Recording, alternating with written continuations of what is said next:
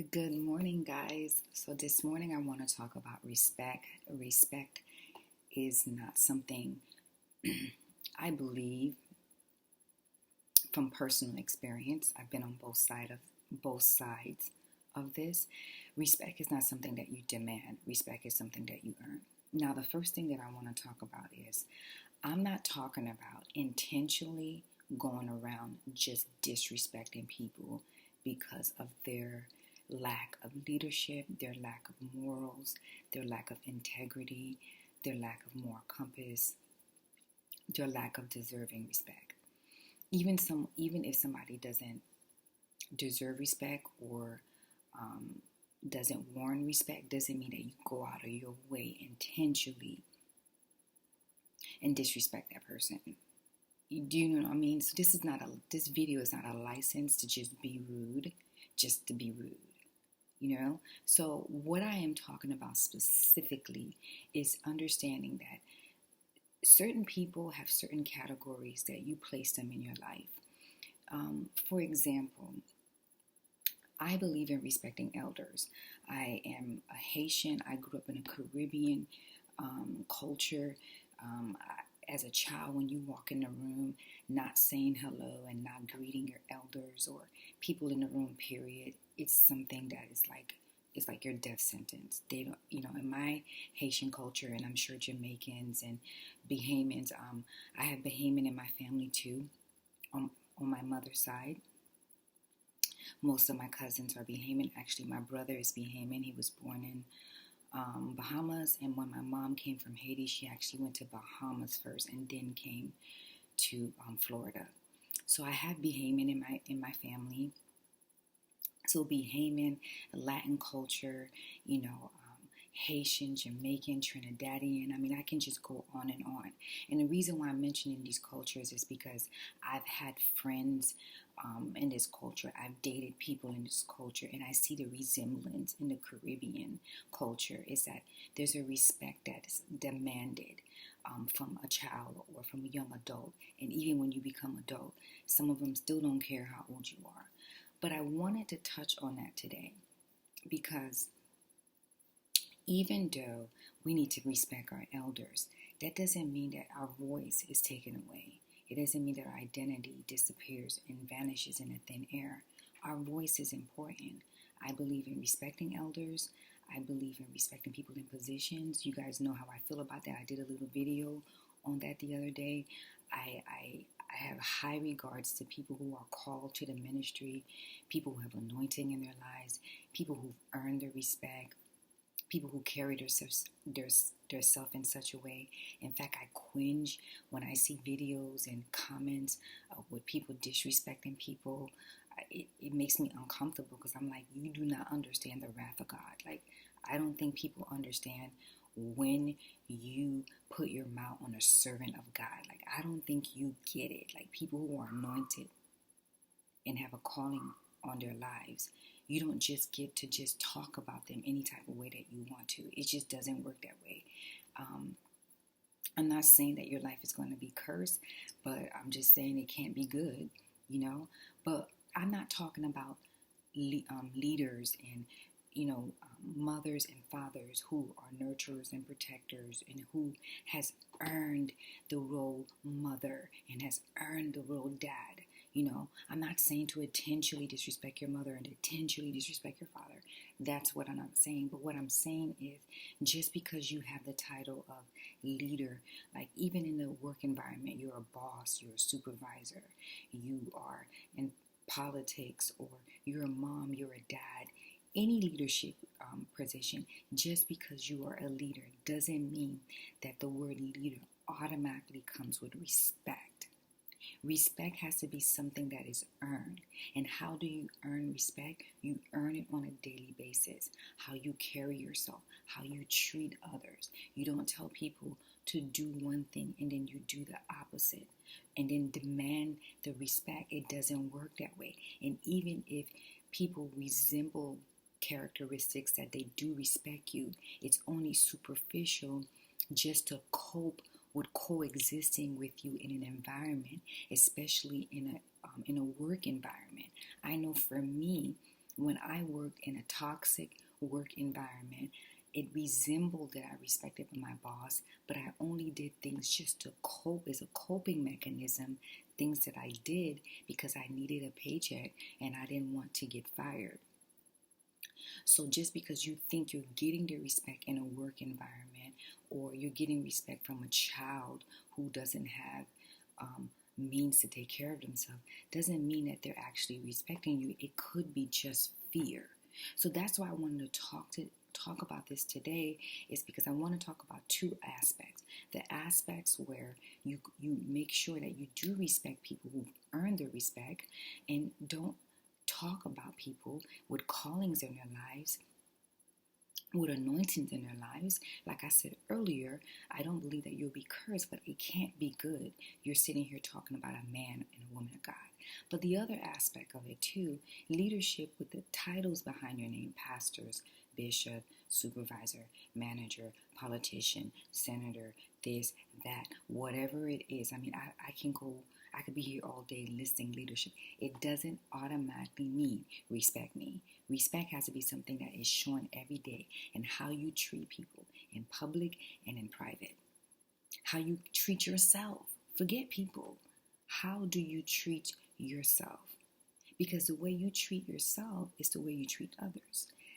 Even in the Bible, God talks about He wants us to love our neighbors like we love ourselves. God has the expectation for us to love ourselves. If He didn't have the expectation for us to love ourselves, He wouldn't command in the Bible for us to love our neighbors as we love ourselves. So let's put how you treat people on the side right now. How do you treat yourself? Do you love yourself? Do you take care of yourself? Do you honor yourself? Do you believe in yourself? What are the things you say about yourself to yourself in private? Those are the qualities of a leader. If you are broken and you don't believe in yourself and you're not living your best life because fear has captivated your life, and everything about you is negative towards yourself. Forget other people. Towards yourself.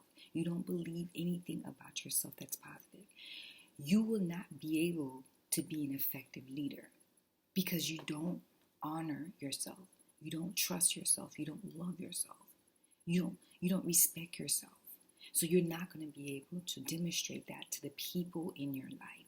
Rather, if it's in your personal life, your professional life, you won't be able to do that. So when you're able to first resonate with yourself and take a look inward and figure out why you don't love yourself, only then you can start working on how you treat others. Because how I treat others is how I treat myself.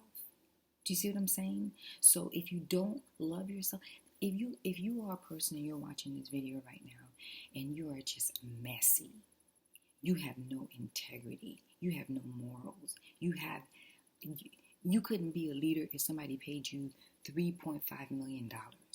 If that was your salary for the year, you still couldn't be an effective leader because you're shady. You have no moral compass. Everything that comes out of your mouth is a lie. Your life in public and your life in private are just two different things. It's a contrast.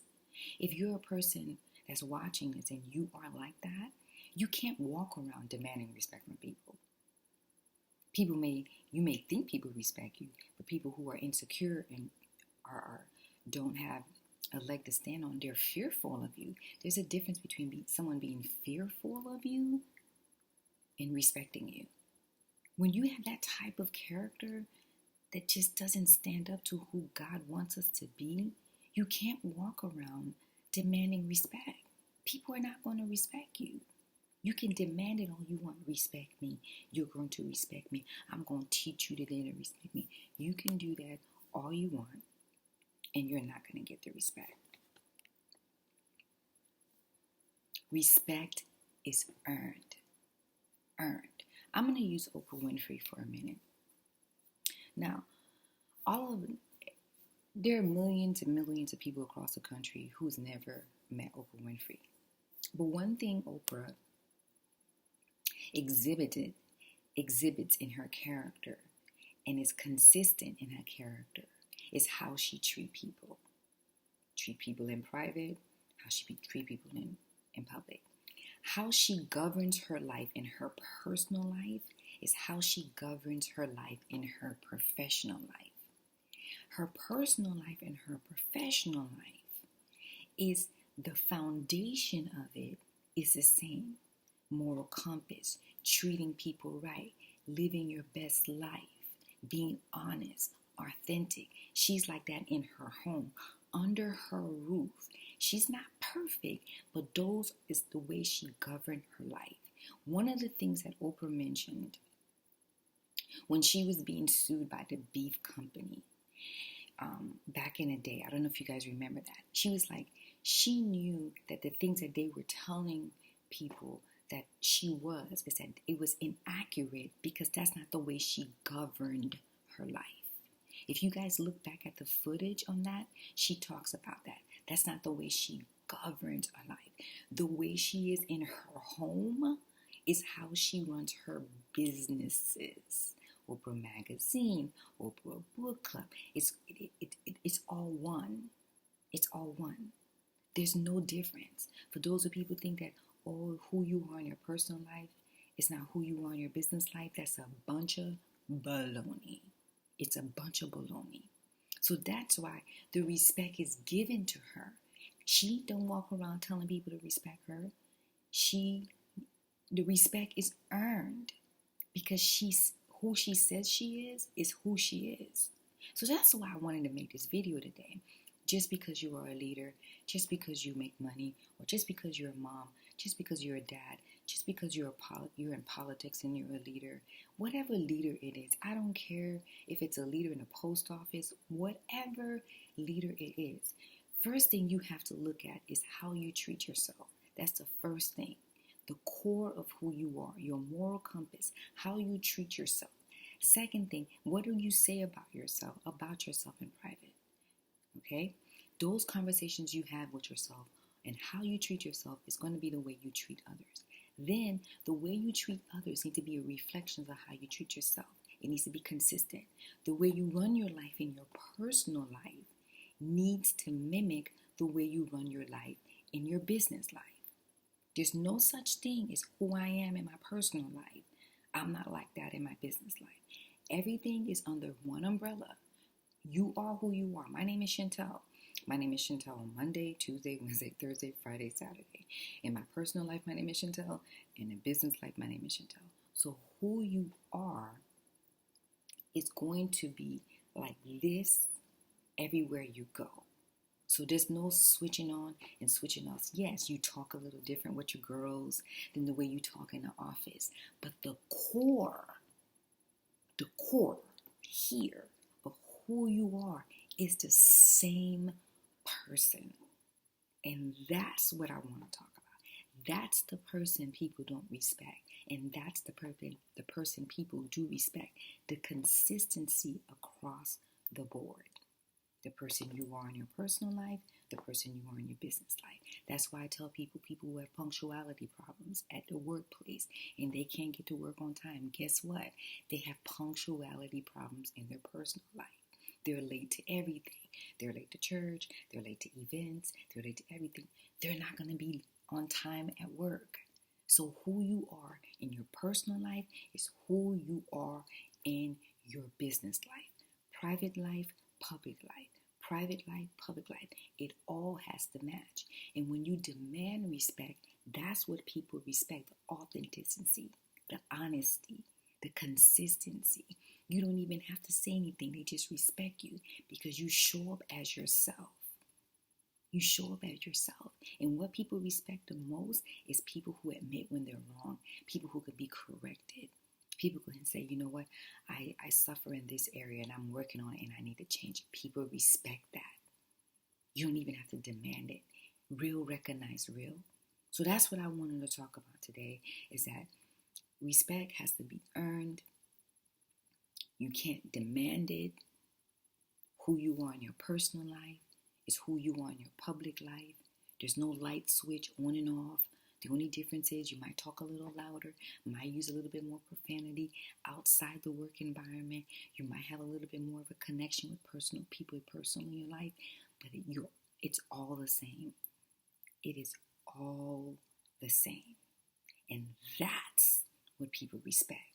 Without you even asking, the authenticity, the realness, the transparency, that's what people respect. And there's not even a price on respect. I don't care if you're homeless on the street, you're $1 million, you're a millionaire, or you're a middle class person. Respect is respect. And that's all I wanted to talk about today. So hopefully this has helped somebody.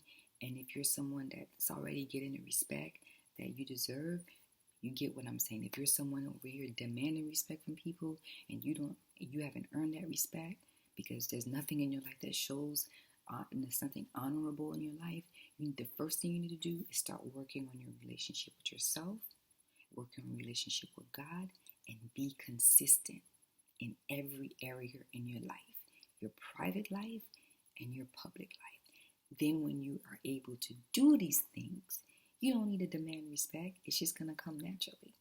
So respect is not something that you demand. It's something that comes naturally. Okay? Have a nice day, guys.